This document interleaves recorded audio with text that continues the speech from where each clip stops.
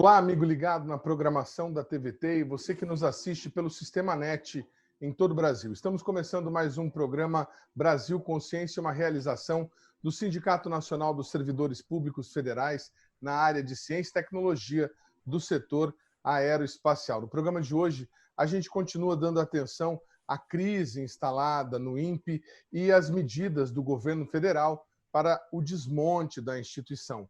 E para falar desse assunto hoje, nós temos aqui conosco a honra de receber o ex-ministro e professor titular da Universidade Federal de Pernambuco, Sérgio Rezende. Muito obrigado pelo senhor ter atendido o nosso convite. Sérgio Rezende, que foi ministro de 2005 a 2010, o senhor me corrija se eu estiver errado, e que tem mais de 6.500 citações pelo Google Science e também mais de 250 artigos publicados. Professor, muito obrigado mais uma vez, eu digo, por o senhor ter nos atendido. Nós estamos todos assim um pouco, digamos, chocados com a participação do nosso presidente na manhã de hoje na conferência da ONU, na qual ele internacionalmente atribuiu as queimadas que estão acontecendo no Pantanal e na Amazônia a índios e caboclos. Isso coincide com uma movimentação do governo federal para comprar um satélite de abertura sintética, um satélite de radar, para que as Forças Armadas, o Exército, a Aeronáutica façam monitoramento da Amazônia num serviço que muita gente acha que vem para tentar substituir aquilo que o INPE já faz. O senhor, com a experiência que o senhor tem, com tudo que o senhor já viveu, explica para a gente, professor, o que está acontecendo com o Brasil nesse momento? Boa tarde, irmão. Boa tarde a todos os telespectadores. É uma satisfação poder falar com vocês. Eu realmente fui ministro da Ciência e Tecnologia de 2005 a 2010. E foi uma grande honra, porque eu fui ministro quando o presidente era Luiz Inácio Lula da Silva, um operário que não teve educação superior, mas que apoiou a ciência e tecnologia de uma forma nunca vista antes, nem depois.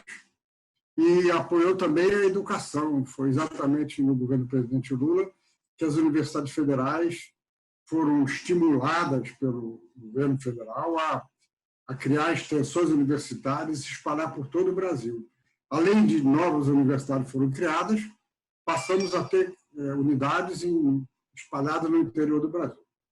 E, no caso particular do INPE, durante o governo do presidente Lula, ele apoiava todas as iniciativas do INPE, voltadas para a melhoria da tecnologia, para a construção de satélite de observação da Terra. Como sabem, o Brasil tem um acordo com a China, pela qual o satélite de observação moderno ele tem sua fabricação quase integral no Brasil, e aí depois, quando já está no final, ele vai para a China, onde então são colocados todos os apetrechos para que ele vai, então, ser lançado por foguete. E foi exatamente no governo do presidente Lula que o INPE teve um grande desenvolvimento, ampliou seus quadros, ampliou suas instalações e fez um trabalho muito importante. E o presidente foi levado a isso porque, no primeiro ano do governo, 2003, foi um ano difícil em relação à Amazônia, houve muitas queimadas na Amazônia. E o que ele decidiu, então? Decidiu que precisava intensificar a vigilância e a fiscalização apoiada na vigilância.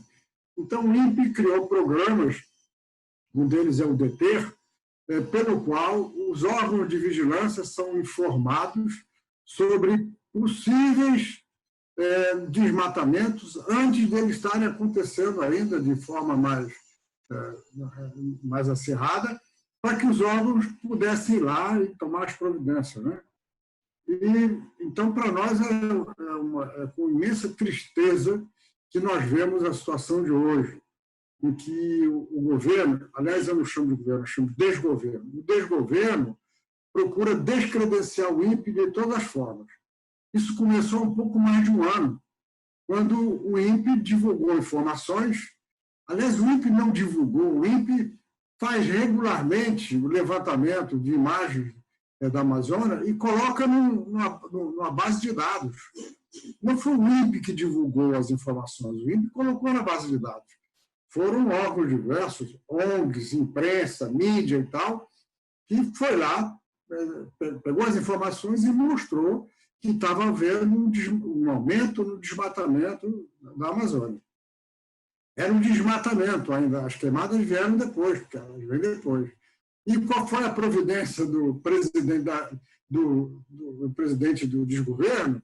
Foi exatamente demitir o diretor do INPE, um físico de renome internacional, Ricardo Galvão, meu colega, uma pessoa brilhante. Ele foi demitido simplesmente porque o INPE estava cumprindo o seu papel. E no lugar dele puseram um militar, que era para ser interino, mas é uma interinidade que já dura um ano. Então, o INPE continua fazendo o papel dele e o desgoverno continua desmerecendo o papel do INPE. Então, agora, eles estão cortando o recurso do INPE. O INPE teve uma redução de orçamento considerável esse ano, e para o próximo ano parece que será mais grave ainda, e estão querendo, então, comprar, não sei de que forma, as imagens de satélites estrangeiros, ou seja, é um total desgoverno, mas que está dentro da linha que nós já vimos de negação completa da ciência. No discurso de hoje, que eu não vi, mas eu soube as manchetes, né? Além de falar esse absurdo em relação ao desmatamento da Amazônia, ele também disse que os culpados pelo grande número de mortes pela Covid no Brasil, 137 mil mortes, virão, muitas outras virão, infelizmente. Ele disse que os culpados são o judiciário e os governos estaduais, e que ele fez tudo para que o Brasil não chegasse nessa situação. Ora, nós sabemos que ele fez tudo para contrariar a ciência, procurando divulgar para a população brasileira de que, primeiro, a doença não era perigosa, segundo, que a forma de combater não é com isolamento social, porque ele dizia que o isolamento social prejudica as atividades econômicas. E nós sabemos perfeitamente do que aconteceu em países como a Alemanha, por exemplo, e outros países asiáticos também, que o remédio, no momento, para enfrentar essa doença terrível, é o isolamento social, porque o vírus é transmitido de pessoa para pessoa. Então, o que está se passando no Brasil é de difícil compreensão, é uma tragédia mesmo. Eu estou curioso para ver qual será a reação internacional, não imagino que vai ser boa, né? Do discurso dele de hoje, em que ele negou tudo como se ele e o seu governo estivessem trabalhando para o progresso do Brasil. Eles estão trabalhando para a tragédia brasileira. Professor, foi importante até o senhor citar, era a próxima pergunta que eu pretendia fazer para o senhor. O senhor faz parte, junto com o professor Nicodelis, do Comitê de Combate à Covid-19 aí no Nordeste brasileiro. E o que a gente está enfrentando nesse momento, e que é um desafio para nós da imprensa, é tentar mostrar para a população que esse discurso de que as queimadas são responsabilidade de caboclos ou índios, ou que a Covid-19 não é tão grave quanto nós estaríamos alardeando ser, ou que até mesmo questionaram o número de mortos. O Ministério da Saúde, assim que entrou o ministro interino, disse que iria fazer uma recontagem dos mortos.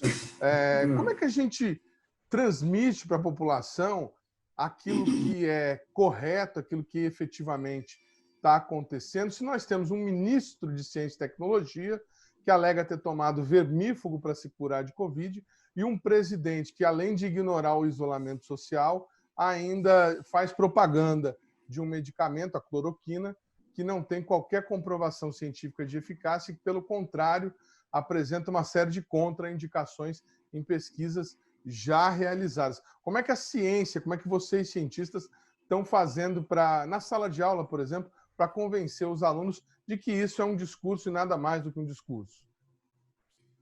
Oi, Edmundo, foi boa a sua pergunta, porque eu queria dar uma explicação começando um pouco atrás. Por favor.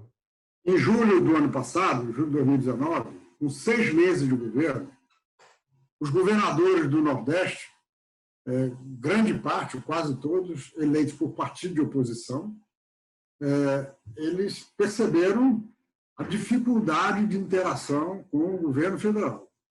Então, eles criaram uma entidade que chama Consórcio Nordeste. O Consórcio Nordeste é uma entidade de natureza pública, mas de gestão privada, sem fins lucrativos, que é possível por uma lei aprovada em 2004, que diz que os estados podem criar consórcios e, com isso, fazer atividades em parceria, fazer compras conjuntas. Então, os governadores do Nordeste perceberam que precisavam se unir, porque o estado do Nordeste tem problemas comuns, mas também tem vantagens competitivas comuns. Então, eles precisavam se unir, criar esse consórcio e fizeram uma viagem à Europa, quando eles tiveram com governantes de vários países, com empresários, para procurar mostrar o que tinha no Nordeste, em termos de produtos, já que entenderam que, unindo esforços, eles poderiam vender melhor o Nordeste, né, para a Europa, para outros países. Eles iriam fazer uma viagem à China em janeiro, mas a viagem foi cancelada porque a pandemia começou na China, né? Quando chegou o mês de março, o desgoverno já estava fazendo um pouco da doença, já havia os atritos entre o presidente da República e o então ministro da Saúde, que estava procurando fazer o trabalho dele. O ministro não é político, mas ele se cercou de pessoas da área de saúde, estava fazendo um bom trabalho. Agora, os governadores daqui perceberam que não iam ter apoio do governo federal para combater essa doença. Então, o Consórcio Nordeste resolveu criar esse comitê científico. O comitê científico, como você disse, é coordenado por mim e por Miguel Nicoleles, que é neurocientista, e tem representantes de todos os estados. Nós formamos subcomitês, 10 subcomitês, cada um voltado para um tema da Covid, com o objetivo de compreender a doença, que para o Brasil era nova, e procurar, então, fazer recomendações para os governadores. E começamos a trabalhar imediatamente. O comitê trabalha de forma voluntária. Grande parte trabalha nos seus locais de trabalho, em casa, mas em contato com o mundo todo, em contato com cientistas que não são no Nordeste e também de fora do Brasil. Então, começamos a fazer recomendações, mas, como sabem, alguns estados do Nordeste, como o próprio meu estado, Pernambuco, e o Ceará, tiveram um número de doentes muito grande, que nos deixou preocupados, mas os governos seguiram nossas recomendações de isolamento social, de tratamento primário na saúde, com os cuidados para evitar a propagação da doença, a não utilização de medicamentos sem comprovação médica, como é o caso da hidroxicloroquina. Nós recomendamos que não usassem. E nenhum estado do Nordeste está permitindo que ele seja usado. Ele é usado, eventualmente, por alguns médicos, mas os sistemas públicos não são usados. E assim por diante. O resultado é o seguinte: embora o número de óbitos e de casos no Nordeste seja grande, se nós fizermos as contas de número de óbitos por 1 milhão de habitantes, o Nordeste não está em primeiro lugar, não. Em primeiro lugar está o estado do Rio de Janeiro, que é um estado, uma região desenvolvida. Em segundo lugar está o Distrito Federal. Em terceiro lugar está Roraima. Então, com o passar do tempo, o resultado das medidas que nós recomendamos e que os governadores e prefeitos acataram foi fazendo com que a doença, apesar das condições difíceis do Nordeste, porque uma doença como essa, ela acaba tendo uma prevalência muito maior nas periferias, nas localidades pobres, e o Nordeste, como sabem, tem essa grande dificuldade. Apesar dessa dificuldade, o Nordeste, felizmente, ou infelizmente para os outros estados, não está na dianteira dessa corrida macabra. Então, novamente, o que está se passando com o desgoverno federal é um total descrédito em relação à ciência e fazem tudo para atrapalhar o funcionamento das coisas. E o presidente ele está constantemente dizendo ao contrário, negando as coisas, e é realmente uma situação difícil de acreditar e trágica essa que nós estamos vivendo no momento. Vamos passar alguns dados aqui para você que está nos assistindo e que ainda tem dúvidas sobre a eficácia ou não da cloroquina. Ex-ministro Sérgio Rezende falou aí, nenhum dos estados do Nordeste foi recomendado o uso e, né, acredite você ou não, por conta disso, a Paraíba tem a menor taxa de letalidade de Covid entre todos os estados brasileiros. Nós também temos ótimos resultados no Piauí e no Maranhão, governado pelo Flávio Dino. Então, acho que dos estados todos do Nordeste, nós tínhamos uma situação um pouco mais preocupante na Bahia, se os números aqui não estiverem me enganando. Como é que está a situação nesse momento, professor? Veja, em termos de óbitos por milhão de habitantes, no Nordeste, os estados que tem mais são Ceará e Pernambuco. A Bahia custou a ter um espalhamento da doença por diversas razões. O meu colega Nicoleles publicou ontem, divulgou ontem um trabalho em que ele mostra que populações que tiveram dengue acabaram criando uma certa imunidade a essa doença. É um trabalho muito importante. E, então, uma das explicações para a Bahia ter tido inicialmente um número menor é exatamente essa também. Agora, a Bahia é o estado mais populoso do Nordeste. Então, quando nós dividimos o número de óbitos por milhão de habitantes, a Bahia está mais embaixo. Como você disse, a Paraíba e o Piauí, também o Rio Grande do Norte, tem números pequenos e são estados com dificuldades, né, econômicos, sociais, com desigualdade sociais. E isso mostra, então, que... aliás, o governador do Piauí foi um dos que mais seguiu as recomendações do comitê. Nós tivemos uma outra recomendação que tinha a ver com o fato de haver poucos médicos no interior. Esse desgoverno acabou com aquele programa Mais Médicos, que trouxe médicos cubanos para irem para o interior. E por que foi feito isso? Porque as faculdades de medicina, em geral, estão nas capitais, as pessoas se formam nas capitais e têm dificuldade, não querem ir para o interior. Os médicos cubanos foram para o interior. E com o programa que foi extinto no primeiro mês desse desgoverno, em janeiro de 2019, algumas cidades ficaram sem médicos. Então, o comitê fez a seguinte recomendação. Tem muitos médicos no Brasil formados no exterior, mas que não têm o diploma reconhecido. Porque, para ter o diploma reconhecido pelo Ministério da Educação, é preciso que ele seja aprovado num programa que chama Revalida. Só que o exame do Revalida já não ocorre há mais de 2 anos, então não tem como revalidar o diploma. Então, nós recomendamos que os governos estaduais conseguissem uma forma de aproveitar esses médicos, mesmo que não possa chamar de médico, chama de técnico de saúde, alguma coisa assim, mas que dê um emprego para eles na cidade do interior. E nós chamamos isso das brigadas médicas. E o governador Wellington Dias da Bahia, do Piauí, ele fez isso. O Maranhão também fez isso. Eles, de alguma forma, regulamentaram com as universidades estaduais o diploma que eles tinham, empregaram essas pessoas.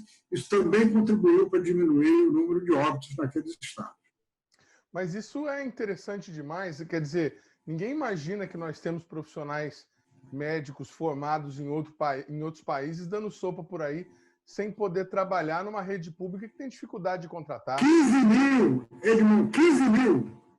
15 mil, só no estado 15 do Maranhão? mil. Não, em todo o Brasil. Todo o Brasil. 15 mil médicos em todo o Brasil, brasileiros, formados no exterior, em vários países. O diploma não é reconhecido. Isso é, em parte, devido também a, você sabe, reações corporativas.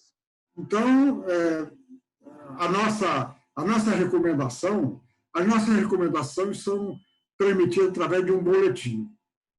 O boletim é colocado num site que está à disposição, vou até dizer, aqui agora não tem uma plaquinha para dizer, é www.comitecientifico-ne de Nordeste.com.br. É um site muito informativo, que, aliás, tem informações sobre a doença em todo o Brasil, não é só no Nordeste, não.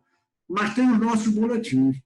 Então, no boletim, nós transmitimos as recomendações e, com isso, muitos os governos utilizaram, seguiram as recomendações e, com isso, o trabalho acabou surtindo um efeito importante. Professor, a gente está enfrentando também no país um discurso de que a pandemia era inevitável e, assim como ela, as mortes também, de que as palavras do presidente, quem tiver que morrer, vai morrer mesmo, né? E nós estamos aí atingindo a casa de 140 mil mortos. Como o senhor disse, ainda teremos muito mais mortos até que o problema esteja solucionado. E, neste momento, estados como São Paulo, por exemplo, já discutem a retomada das aulas para acontecer, por exemplo, no início de novembro. Como é que vocês aí do Comitê do Nordeste estão vendo essa questão do ano letivo, a retomada das aulas e o fim do isolamento social? Veja, o nosso último boletim, que foi publicado semana passada, tem um artigo, um item, exatamente sobre a questão das aulas, do retorno às aulas presenciais. Primeiro, nós reconhecemos que é muito ruim, principalmente para os alunos de escolas públicas, que são alunos menos privilegiados, ou são desprivilegiados, estarem sem aulas presenciais, porque eles não têm oportunidade de usar isso que nós usamos, né, a comunicação remota, porque as escolas públicas não têm muitos recursos e eles também não têm acesso a computadores, tablets, assim por diante. Então, o retorno às aulas é importante. Agora, para decidir o retorno à aula, nós dizemos, é preciso que a decisão seja local. É preciso, em cada localidade, em cada município, se veja a situação epidemiológica, se veja o número de casos, se realmente já diminuiu. Existe um parâmetro que nós divulgamos nos nossos boletins, no nosso site, que é o fator de transmissibilidade. Esse fator de transmissibilidade, quando ele é maior do que 1, significa dizer que a doença está aumentando. Quando ele é menor do que 1, ela já não está aumentando com tanta velocidade, mas só quando ele é bem menor do que 1 é que, por algumas semanas, é que há indicação de que a doença está controlada. Então, a nossa recomendação é que em cada localidade se veja a situação da doença e, uma vez decidindo o retorno à aula, algumas podem retornar ainda esse ano, porque realmente o número de casos diminuiu muito. Mas é preciso, então, que as escolas, primeiro, que antes de chamar os alunos, elas chamam os pais, para orientar os pais sobre como fazer com os estudantes. Segundo, que elas tenham, nas suas instalações, formas de tomar a temperatura do estudante todos os dias, na hora da chegada. Como é feito hoje no shopping center, nas lojas, né? A gente vai entrar na loja e tem aquele aparelhinho para medir a temperatura. É preciso tomar a temperatura dos estudantes. Aqueles casos suspeitos é preciso isolar imediatamente.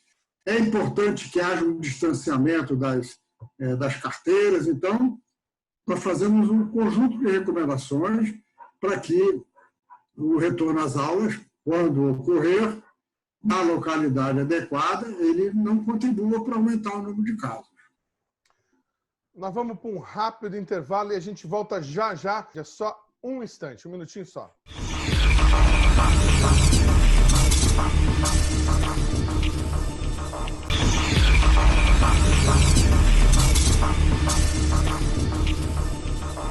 Programa Brasil Consciência de volta, falando aqui hoje sobre o desmonte da ciência e tecnologia no Brasil e sobre os problemas decorrentes do negacionismo científico do, como disse o nosso convidado, desgoverno brasileiro. A gente estava falando no bloco anterior sobre as questões da Covid. Eu gostaria de voltar aqui com o nosso ex-ministro sobre a questão científica da nossa área, da área espacial.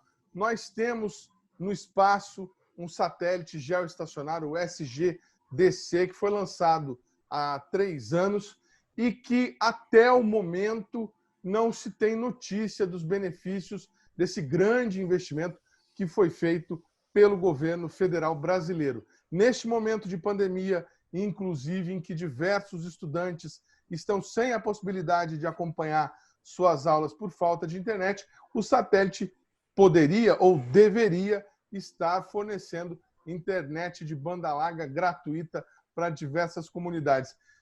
Professor, existe alguma explicação lógica, algum indicativo que nos dê uma luz do porquê nós não estamos usando esse precioso recurso que nós temos no espaço? Irmão, realmente é surpreendente, porque eu lembro que quando o satélite foi colocado na órbita, nós tivemos essa informação, a notícia é que em 6 meses eles estariam devidamente comissionados, o pessoal todo treinado, e passaram 3 anos e ele não está sendo utilizado. Infelizmente, eu acho que isso também tem a ver com... Não começa nesse governo, já começa no governo anterior, o governo golpista de Temer, que também não era tão negacionista da ciência, mas começou a cortar recursos da ciência. Então, isso tem a ver com corte de recursos para a ciência em todos os níveis. E com uma falta de entrosamento entre a área militar, porque esse satélite ele é completamente gerenciado pelos militares da aeronáutica. Total falta de entrosamento com o INPE, porque o INPE é a nossa agência, a nossa entidade de pesquisa com conhecimento na área.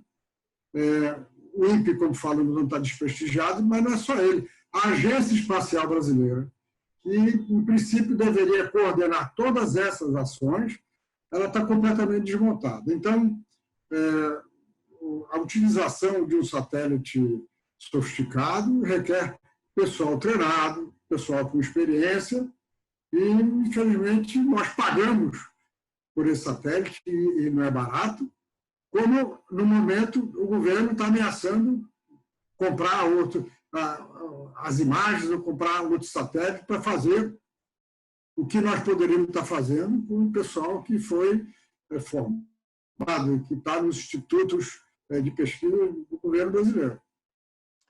Nós já soltamos aqui no nosso programa, você que quiser conferir pode acompanhar anteriormente, a declaração do físico Ricardo Galvão, que hoje está lá na USP, mas que era o diretor do INPE, afirmando que o convênio Brasil e China para a construção dos CIBERS tinha um acordo encaminhado para construir mais 2 satélites. Um deles seria de abertura sintética, um satélite radar, que justamente é o modelo que o Ministério da Defesa está adquirindo agora. O senhor me perdoe, eu me confundi, eu ia falar do ex-ministro Celso Amorim, acabei chamando o senhor de Celso Rezende. A compra, o acordo com os chineses vem da época do ministro Celso Amorim, por meio do Ministério de Relações Exteriores.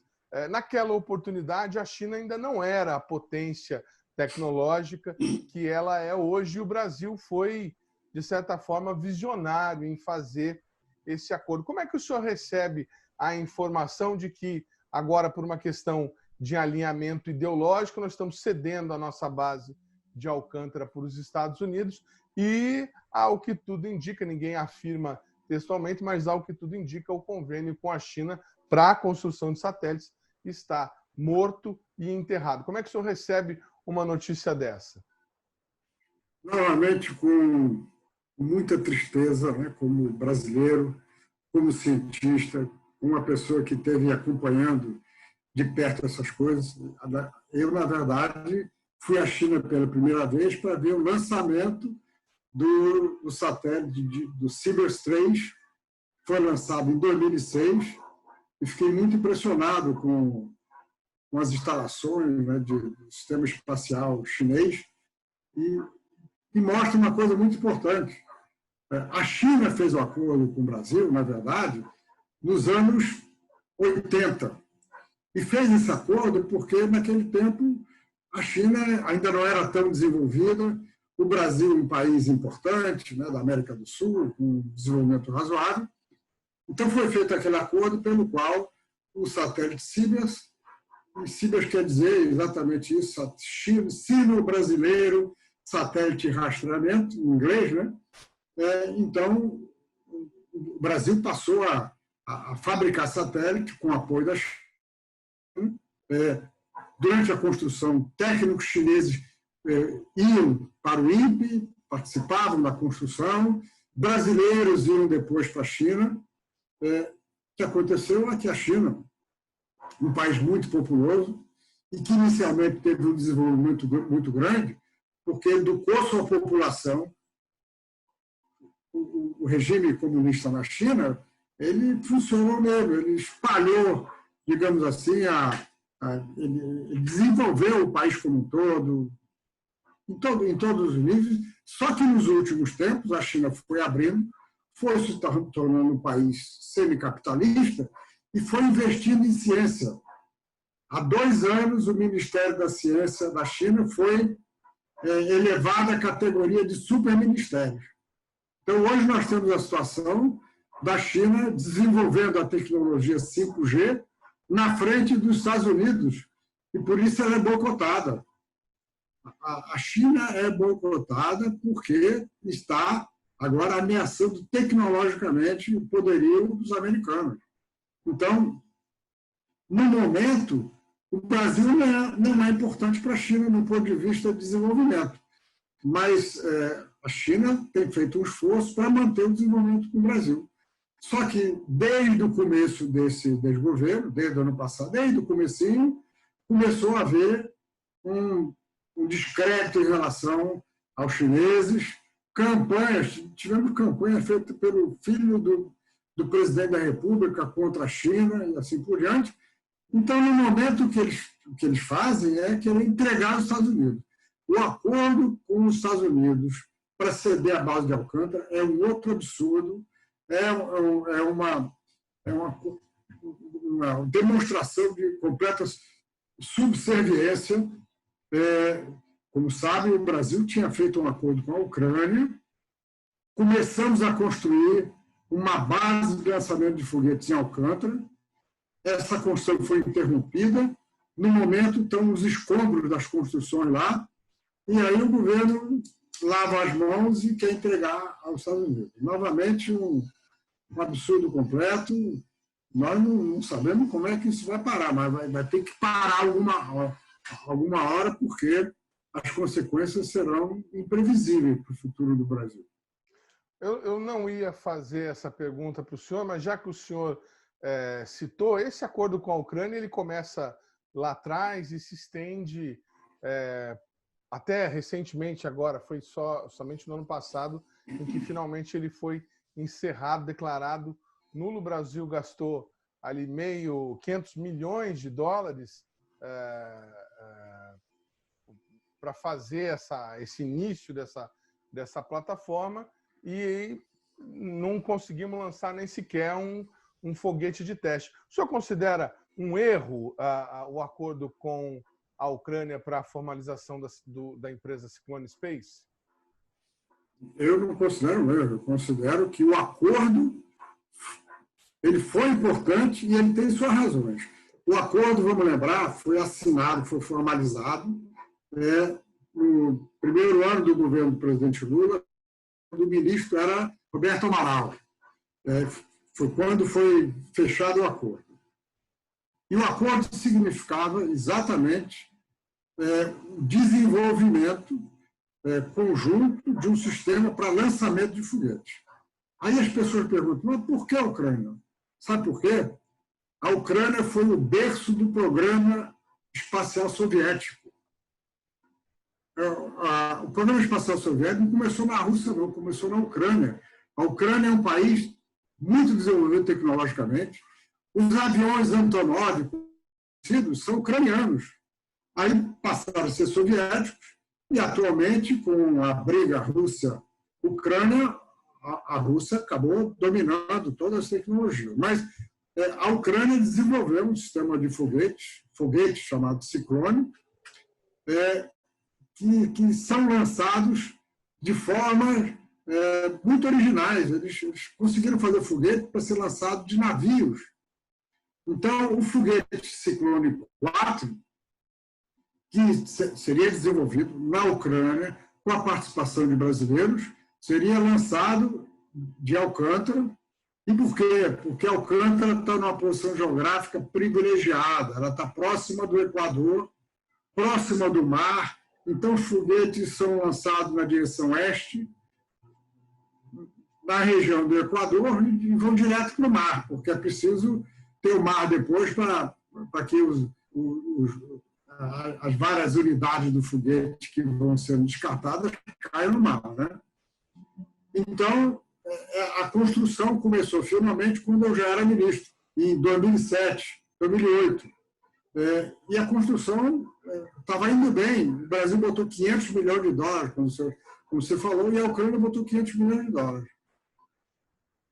E começaram pressões diplomáticas quando começou a disputa entre Rússia e Ucrânia, e o Brasil acabou, então, gradualmente tirando a importância do programa do acordo com a Ucrânia, até que, finalmente, recentemente, ele foi desfeito completamente. Eu considero um erro estratégico ter desfeito o programa com a Ucrânia. Vou explicar um pouco mais. Como a Ucrânia é um país de desenvolvimento tecnológico intermediário, muito bom em certas áreas, não tão bom em outras, ele vê o Brasil numa condição de igual para igual. E o Brasil para a Ucrânia é um país importante. Os outros países que têm programas espaciais desenvolvidos, Estados Unidos, França, Inglaterra, por exemplo, eles desdenham para o Brasil. Eles não querem fazer um acordo com o Brasil. Eles querem vender foguetes para o Brasil. Então, o acordo com a Ucrânia tinha tudo para dar certo, se ele tivesse continuidade. Mas tivemos, então, essa tragédia, o acordo foi desfeito. Eu considero um erro estratégico a extinção do acordo e da empresa binacional, chamava Alcântara Cyclone Space. Essa empresa foi constituída, funcionava perfeitamente, ela foi desfeita completamente e hoje o Brasil não tem programa espacial. Bom, como o senhor disse, nós não temos programa espacial. Nosso veículo lançador de satélite, o VLS, foi engavetado depois do incidente. Nosso satélite, vamos lançar agora, no início do ano que vem, o Amazônia 1, e não temos perspectiva, por conta dos recursos que estão à disposição da ciência e tecnologia, de lançar outro. O que o senhor proporia, se o senhor tivesse a oportunidade de colocar uma proposta na mesa para que a ciência brasileira passe a ser uma política de Estado e não mais uma política de governo? O que o Brasil precisa fazer para avançar nesse sentido, independente da cor, do número ou da ideologia de quem seja o mandatário da presidência? irmão, esse é um problema brasileiro que traz prejuízos enormes para a ciência. O que é um programa científico, ele demora a dar resultados. Então, o programa científico começa no governo, e que, quando muda o governo, esse programa é extinto, ele acaba resultando em desperdício de recursos, de esforço. Então, várias áreas precisam de, como você chamou, programa de Estado. O programa de Estado é aquele que é mantido apesar do governo. Muda o governo, muda o Estado. Então, pergunta-se, o Brasil já teve programa de Estado que deu certo em ciência? Temos vários exemplos importantes. Um deles é o da Embrapa. A Embrapa foi criada em 1972 para fazer com que se desenvolvesse ciência e tecnologia para beneficiar o agronegócio brasileiro. E desde 72 nós tivemos muitas mudanças de governo. Mas por razões diversas, uma delas aqui, o agronegócio é importante, uma delas é que tem muitos parlamentares que defendem o agronegócio, o fato é que o apoio à Embrapa ele foi sendo mantido apesar da mudança de governo. Só agora que a Embrapa está ameaçada. A Embrapa também está ameaçada, mas ela nunca foi ameaçada mesmo nas mudanças de governo. E o resultado é que o Brasil hoje, de outros produtos, é o segundo maior produtor de soja e assim por diante. Isso não é só porque nós temos terras, muitas terras, água em abundância, sol, é porque o desenvolvimento, para ser produtivo, precisa de ciência e tecnologia. Então, há outros exemplos também, mas a ciência e a tecnologia precisam de política de Estado para que o resultado realmente apareça. Isso vale também para a saúde, vale para a educação e para alguns setores. Quando vem um governo que desfaz o que os outros fizeram, só para emprestar sua marca ou sei lá o quê, nós temos, então, essa tragédia brasileira que estamos vendo com muita clareza nos dias de hoje. Nós não temos programa espacial, nós estamos destruindo a ciência, as instituições estão sendo comidas, né, consumidas por dentro, os órgãos de fiscalização como o IBAMA e ICMBio sendo desmontados, a floresta amazônica e o Pantanal estão pegando fogo, o país vive uma pandemia de coronavírus, uma nova doença que ninguém tem medicamento e nem condições técnicas no momento de curar, e no meio de tudo isso nós temos um desgoverno. Há esperança de futuro, na opinião do senhor? Esperança de futuro. Nós já passamos por outras crises. Tivemos crises diversas de vários, de natureza diferentes, mas o brasileiro é um povo forte. Nós sobrevivemos às crises. Nós também vamos sobreviver a essa. Esses tempos ruins vão acabar. Não tenho dúvida disso. Grande número de pessoas que votou nesse desgoverno, esperando muitas medidas, né, está percebendo que elas não vieram, pelo contrário.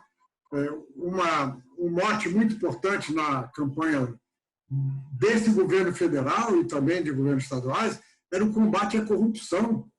E nós agora estamos vendo a corrupção nas famílias. Nós temos governos estaduais que foram eleitos para combater a corrupção e que já caíram por causa da corrupção. Então, a população acaba percebendo isso. O prestígio do presidente se manteve, de certa maneira, por causa do programa de auxílio emergencial, que é o programa do Bolsa Família, e que nem foi criado por ele, mas muitas pessoas estão recebendo um recurso aí mínimo. Essa coisa vai acabar, e eu não consigo imaginar como a popularidade desse governo, desse desgoverno, vai continuar quando nós tivermos realmente que entender o que se passou no Brasil, o que está se passando. E aí o Brasil vai reagir.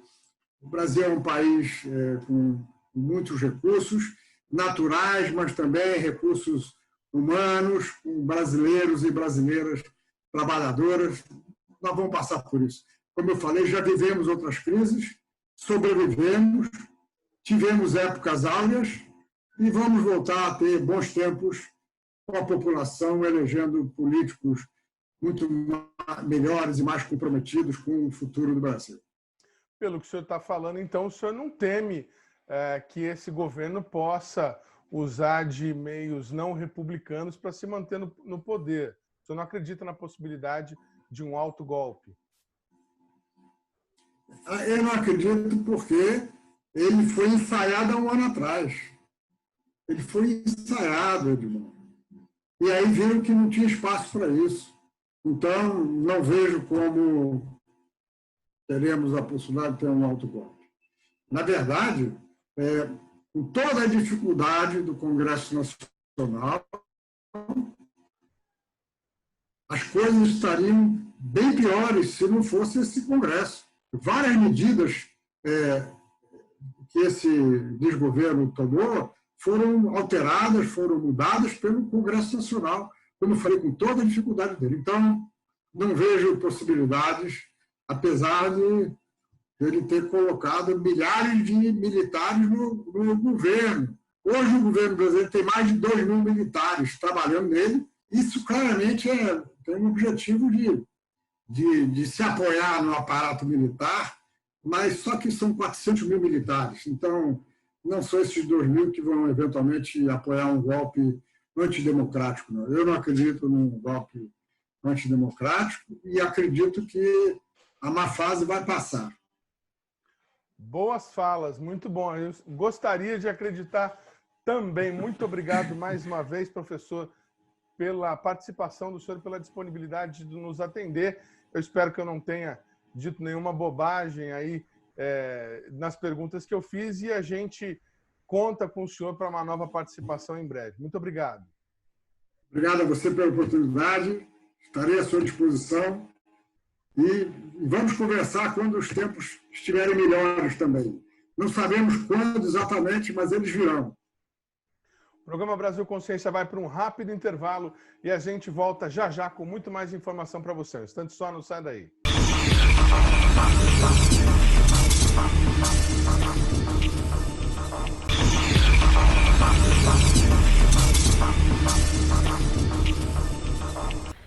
Um incêndio de grandes proporções atingiu o INPE de Cachoeira Paulista na semana passada. O fogo começou no domingo, dia 27, e demorou 17 horas para ser contido pelo Corpo de Bombeiros. Um funcionário que circulava pelo interior do Instituto registrou as chamas.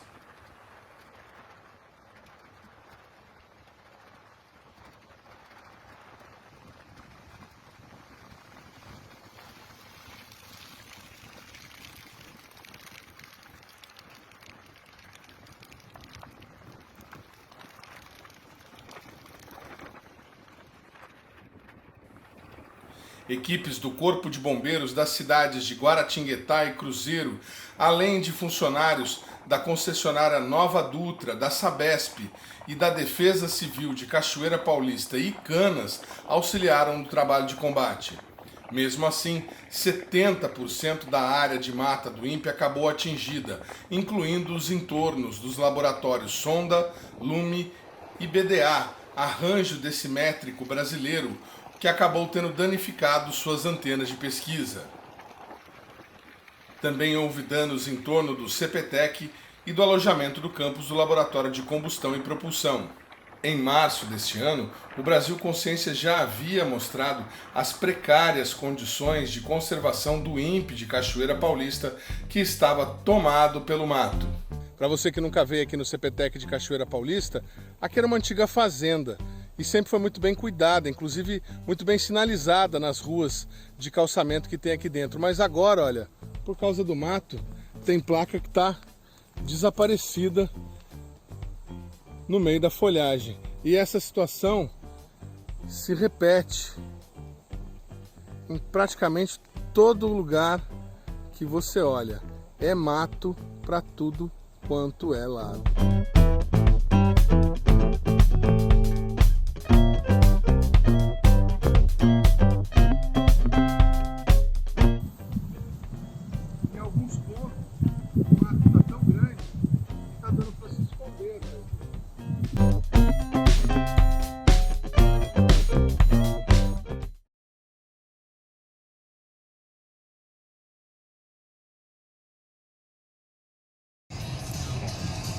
dentro do INPE, ó, fogo ainda. Ainda tem área queimando.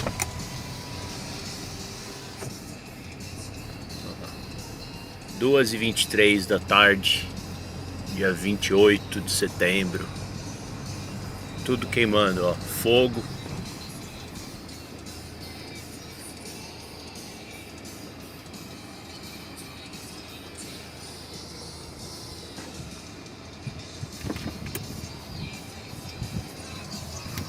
Lado de cá, totalmente destruído.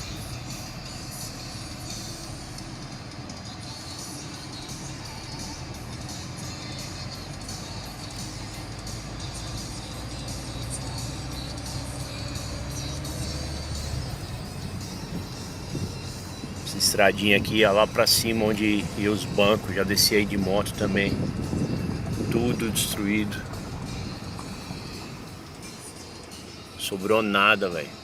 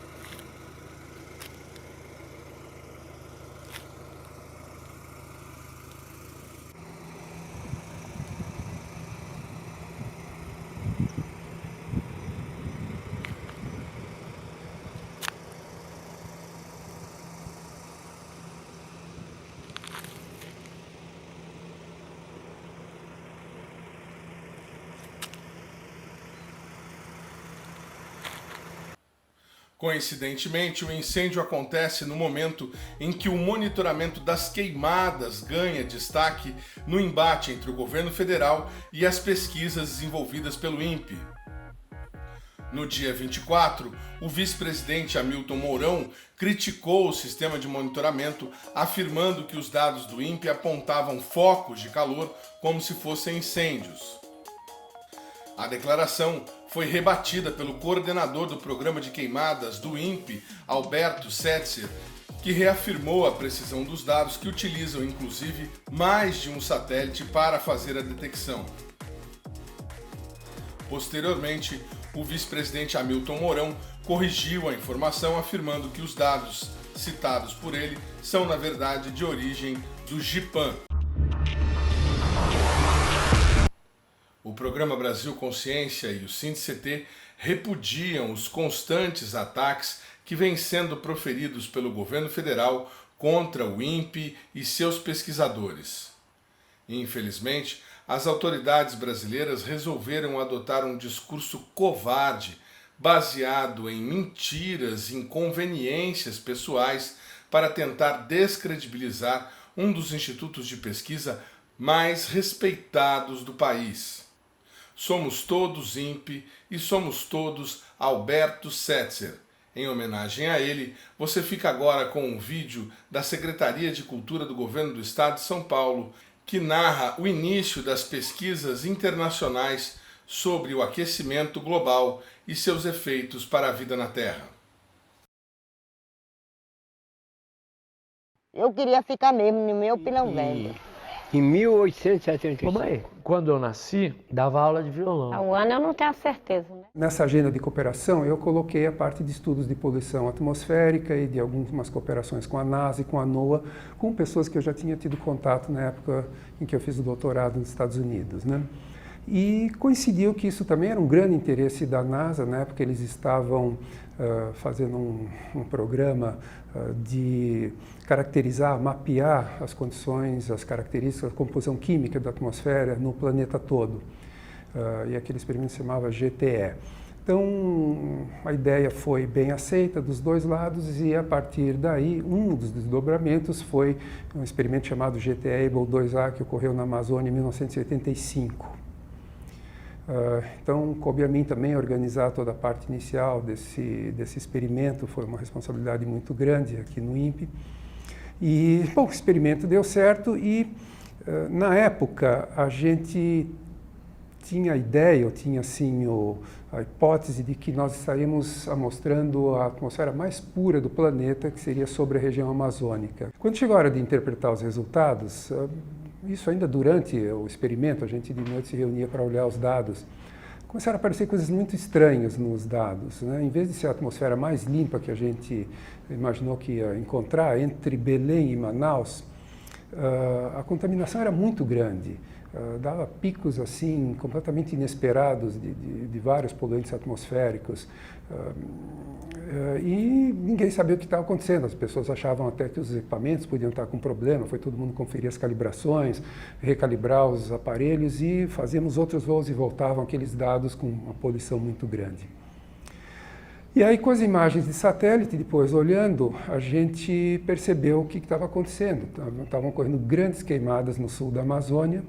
A fumaça era levada para os ventos, para aquelas regiões mais centrais da Amazônia, onde nós estávamos voando com o avião da NASA, e o que a gente estava mostrando era as emissões, resultantes dessas queimadas todas que estavam no Brasil. Por um lado, de repente, os satélites começam a mostrar uma devastação que ninguém imaginava que estava acontecendo. Uma devastação assim, significativa, eram milhares de quilômetros quadrados por ano que estavam sendo desmatados e queimados. Ninguém sabia disso. Por outro lado, constatar, né, que as emissões dessas queimadas todas se propagavam por uma distância muito grande, e que isso contaminava a atmosfera toda e que estava alterando a composição química da atmosfera. Então, foi assim, eu diria, um momento de virada nos paradigmas que haviam, porque na época todo mundo falava o contrário, falava-se sobre resfriamento global, a preocupação em função de questões políticas, principalmente entre Estados Unidos e Rússia, que podiam levar a uma guerra nuclear, cuja decorrência ia ser um uso de bombas atômicas com emissão de material particulado na atmosfera, então isso ia esfriar o planeta todo. Então a preocupação toda era em relação a esfriar o planeta. Então, nesse contexto, de repente aparece uma coisa que inverte esse paradigma. Diz, não, o problema não é esfriar, o problema é esquentar, e o problema não são bombas atômicas, o problema são as queimadas que nós estamos criando. O programa Brasil Consciência vai ficando por aqui. Você que quiser conhecer os demais programas produzidos pela rádio do SINDCT, deve acessar a nossa página no Facebook, que está aí para você na tela nesse momento. Quem quiser conferir os demais programas já produzidos do Brasil Consciência, deve acessar a nossa página no YouTube, que está aí para você na tela também neste momento. Dúvidas, críticas, reclamações e sugestões, nosso endereço de e-mail está sempre disponível para atender você. Obrigado pelo carinho da sua audiência, pela sua companhia e até a semana que vem. Tchau!